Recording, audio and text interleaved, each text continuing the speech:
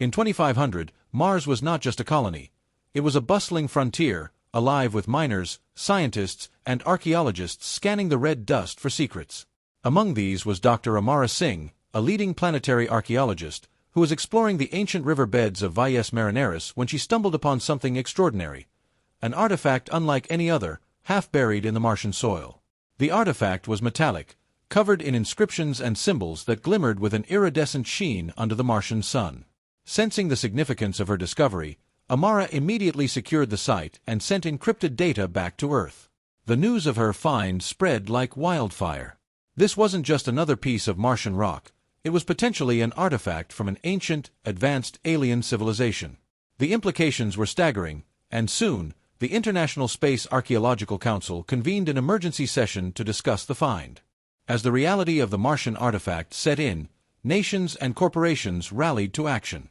Funding poured into space exploration at unprecedented levels. The artifact was moved to a secure orbital lab where the world's best minds began the painstaking process of analysis and decryption.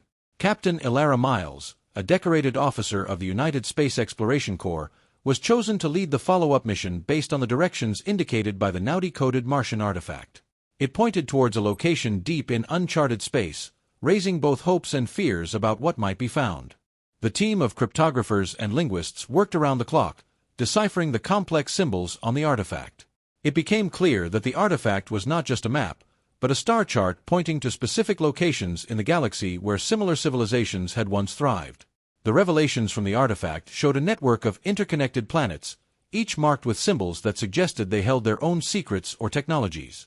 This network hinted at a once galactic civilization, vast and advanced beyond human understanding. With new coordinates in hand, Captain Elara Miles and her team embarked on the first expedition. Their destination was a distant planet, codenamed Zypheria, believed to be a central hub in the ancient civilization's network. Upon arrival, Zypheria appeared desolate at first glance, but signs of ancient technology were everywhere. Ruins of massive structures dotted the landscape, covered in the same cryptic symbols found on the Martian artifact. Elara and her team established a base camp near one of the larger ruins, preparing for what they hoped would be a historic exploration. As they activated their equipment, sensors picked up anomalies beneath the surface, suggesting structures and possibly even intact archives hidden below. The excavation into Zypheria's subterranean depths was slow and cautious. Captain Elara Miles watched as the archaeologists and robotic diggers peeled back layers of alien soil, revealing the entrance to what appeared to be an underground facility. The door, sealed and intact, was emblazoned with holographic symbols, similar to those on the Martian artifact, pulsing softly in response to their presence. "Looks like we're expected," Elara joked nervously to her crew, but the weight of the moment was not lost on anyone. With a combination of human ingenuity and the latest in technological tools, they managed to open the doors without causing any damage. Inside, they found a vast archive, filled with holographic records and data stacks, much like an ancient library preserved perfectly in time.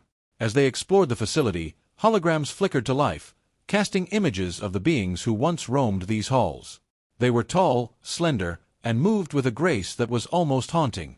The holograms narrated histories and sciences long lost, speaking of their civilization's achievements and the cosmic calamity that led to their downfall. Among the relics, Elara found a device, akin to a computer terminal, that interfaced directly with their equipment. It began downloading terabytes of data, scientific treatises, cultural histories, and engineering blueprints. "It's not just their history.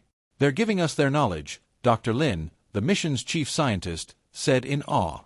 The discovery, however, did not come without risks.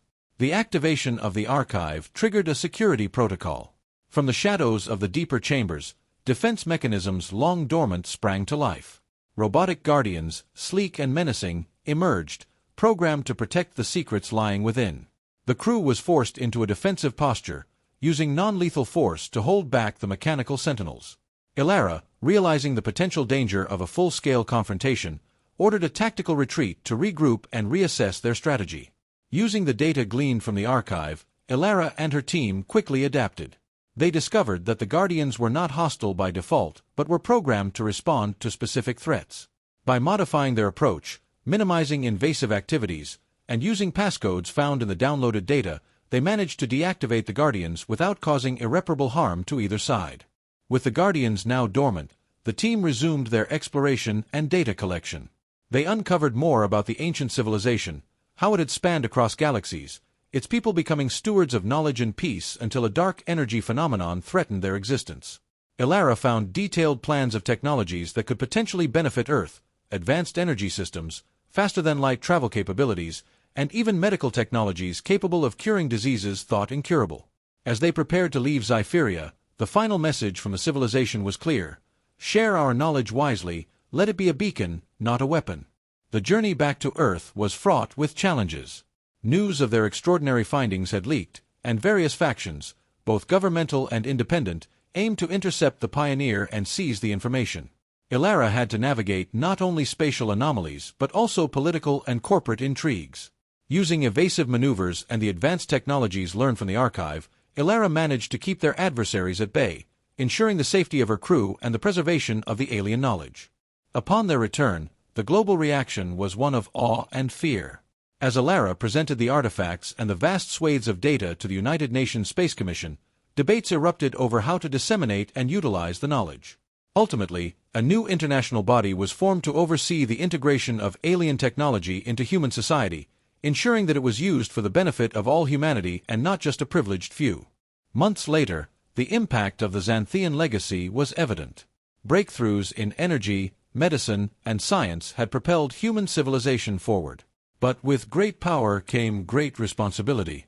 Elara, now appointed the head of the United Earth Space Agency, worked tirelessly to uphold the ethos of the Xanthians, using knowledge to enlighten, not dominate. As she opened the first interstellar cultural exchange center, named after the Xanthian civilization, she reminded the gathered crowd of their duty.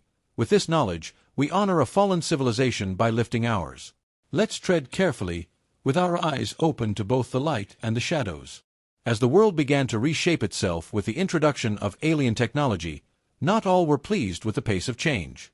A significant faction within the scientific community, led by Dr. Miriam Krauss, argued that humanity was not ethically or socially prepared for some of the more profound implications of the Xanthian technologies, particularly those related to genetic engineering and artificial intelligence.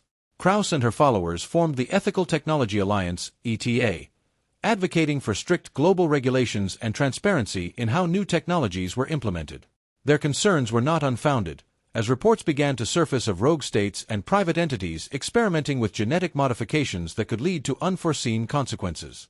In response, Elara convened an international summit to address these concerns, bringing together scientists, politicians, ethicists, and community leaders to chart a responsible course forward. The debates were heated, reflecting a civilization at a crossroads between technological advancement and moral responsibility.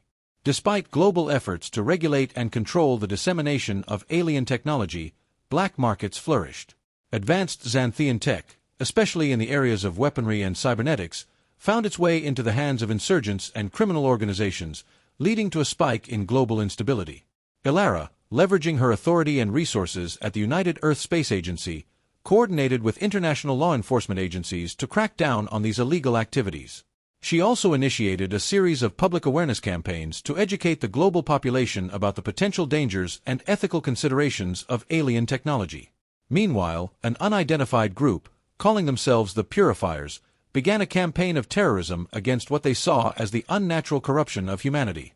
Their actions culminated in a high-profile attack on a research facility in Geneva, which was pioneering the use of Xanthian medical technology to cure genetic diseases. The revelation of alien civilizations and the integration of their technologies sparked interest among humanity to reach out beyond their own galaxy. Using the faster-than-light travel capabilities gleaned from the Xanthian archives, Elara and her team embarked on a mission to establish contact with other intelligent life forms in the universe, forming a galactic council. This council brought together species from different parts of the galaxy, each with their unique perspectives and technologies. The meetings were held on neutral planets, designed to foster peace, cooperation, and mutual understanding among the galaxy's diverse inhabitants.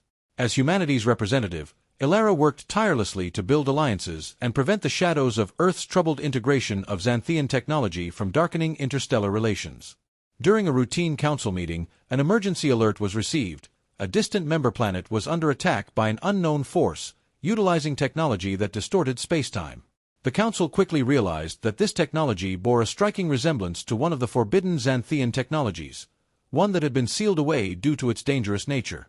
Elara and a multi-species task force were dispatched to investigate and assist, discovering that the attackers were a splinter faction of the Purifiers who had not only radicalized further but had also somehow accessed and weaponized the sealed technology. The conflict with the radical Purifiers tested the newly formed Galactic Council's resolve and capabilities.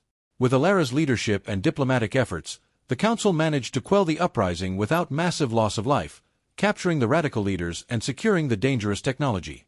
The resolution of the conflict strengthened the bonds between the Council members, proving that unity was possible even among vastly different species. Humanity's role in these events was seen as pivotal, showcasing their ability to lead in peace as much as in technological advancement. Back on Earth, the event served as a stark reminder of the need for vigilance and ethical leadership in the age of interstellar diplomacy and technological wonders. Years later, Elara, now retired but still highly respected, looked out from her home on Earth's lunar colony at the vastness of space. Humanity had come far, she mused, not just in distance but in understanding. The legacy of the Xanthians, once nearly a harbinger of doom, had been transformed into a beacon of hope. As new generations of explorers prepared to journey into the unknown, Elara's thoughts were with them, hoping they would carry forward the lessons of the past. That with great power comes great responsibility, and the true strength of humanity lay in their capacity for compassion and cooperation.